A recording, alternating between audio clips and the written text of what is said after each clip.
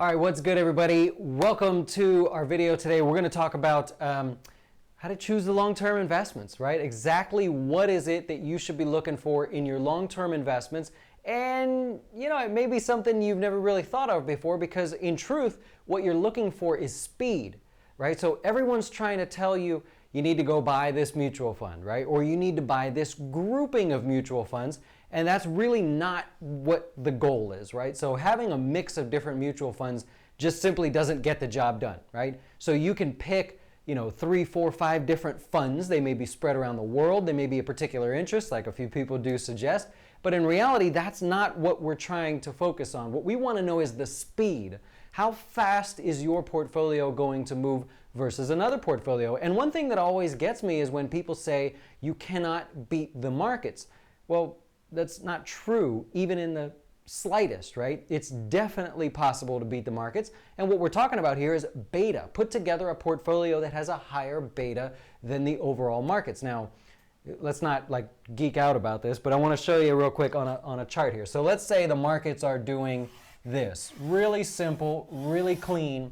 We're going to say that's the stock market, the S&P 500, okay? So that's a 0. So if, for example, your goal were to trade in line with the S&P 500, well, then your job's actually really simple. Any index fund would do the trick. The problem is you don't want to have one index fund, right? Because when times are good, you're going to think, oh, this is great. I'm doing an awesome job. This is exactly what I need to do.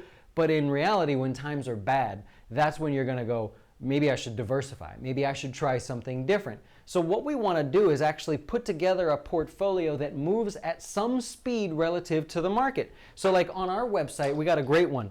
That's our long-term aggressive stock portfolio. What this one will do is actually move ahead of the market, right? So now this part's a little unfair because when the markets fall, our portfolio is going to fall more than the market. So if you want to beat the market on the way up, you got to know you're going to get beat on the way down. But then we have the ability to outpace the markets on the way up. On the way down, we're going to struggle a little bit. On the way back up, we're going to outperform, okay? So in the worst possible way, I just kind of illustrated a portfolio that has a higher beta than the overall market. I'm not going to get into the whole beta thing right now, but just know that if the market's moving at 70 miles an hour, that you're going to move at 80 or some level higher than that. Now, our portfolios, we don't want to swing much faster than the markets, right? Meaning, if the stock market's moving 80 miles an hour, we don't want to go 200 miles an hour. We want to go 85, maybe 90, right? And that would be suitable for someone that's got a long time until retirement. Now, if you notice, if you're one of our customers, every Friday I update you on the portfolios that we have and how they're doing relative to the market. So while this one may be our aggressive stock portfolio, we have, even on the low end, we have the conservative portfolio. Now, not everybody wants to beat the market. So when you're choosing investments for yourself, you got to ask yourself, how do you want to participate? Do you want to beat the market or do you want something like this, right? Maybe you're just saving for, I don't know, a house. Maybe you want to do something in 10 years, a big vacation or something, and you've got different plans. Now, your goal is not to try to achieve that average 7% in the market. Your goal might be to achieve 2 or 3%. Okay, and so you go, well, why the hell would anybody want 2 or 3% when they can get 7?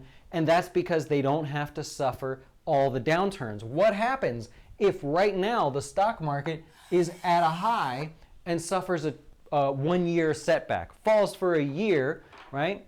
This portfolio here that's designed to outpace the market is going to beat it. It's going to suffer a little bit, but you would be okay with that. You've got plenty of time until retirement. The person that's choosing the low beta portfolio or something that's moving really slow compared to the market, my analogy would be the stock market's moving at 80 miles an hour. This would be moving at like 30 miles an hour. So you're not going to keep up with the market, but if the market goes off the edge of a cliff, you're not going with it because you're going to be going to 30 miles an hour. You're going to see that cliff coming a mile away. And sure, you're going to suffer a little bit, right? But you're not going to participate at the same level, okay? So that's our conservative portfolio. Now, everything that you see on our website is somewhere in between. So we've got the guys that are really aggressive, you've got a lot of time until you retire, and then we've got those that want to be really conservative. Maybe you're retired, maybe you only have a couple years until retirement, or you went a couple years until you need that money. And so, of course, we just want to outpace the savings account. But the idea here is it's not about the actual investments that you have in your portfolio. It's about how you put them together. And if you put them together in a way that moves at a certain speed, then it doesn't really matter what's in your portfolio, right? Like, for example, the people in the comments section on our YouTube videos that say, no advisor can beat the stock market. Well, I'll argue that a little bit because advisors aren't trying to beat the stock market for the most part because of their clientele. But could you beat the stock market? Yeah, there's people that do it every day. I've got a friend who lives on the other side of Florida, beats the hell out of the market, but he's very active. And it's because he has a portfolio that he maintains at a certain speed. Now, when the markets fall, he's going to suffer a little bit, more than the market, but he's okay with that. He's got a long time. He's an aggressive mindset person. So it's not about the investment. So really just wipe that away from your head. When someone tells you you should buy this mutual fund, this stock, this ETF, what they're really telling you is you should buy at a certain speed. So I'll use Dave Ramsey as an example because I'm just starting to get to know who he is. I never really followed him as much as some of you do. So he gives you a group of ETFs to buy. He's not telling you to buy them because he thinks those are great funds. If he thought they were great funds, he would tell you the name of the fund, whether it's a Vanguard International Growth or a Fidelity International Growth, something like that. What he's telling you is if you pick that package, it's going to move at a certain speed. And that speed is most suitable for the largest chunk of his audience. It has nothing to do with a specific investment. It means that the majority of people that are listening, according to his data, he knows that portfolio would fit them the best. And, I would say, hey, there's a way to improve on that. Certainly we could do a lot better. But bottom line, when someone tells you to buy a stock, when someone tells you to pick a certain portfolio or a mutual fund, you want to ask, well, how fast does that thing move? What am I doing with that portfolio relative to my goals? I've got 20 years until I retire. I want something that moves super duper fast. I've got a year until I retire. I need to slow this thing down, right? I need to be doing something more like this. Or better yet, I need to be doing something maybe 20% of this and 80% of that. You could split it up as well.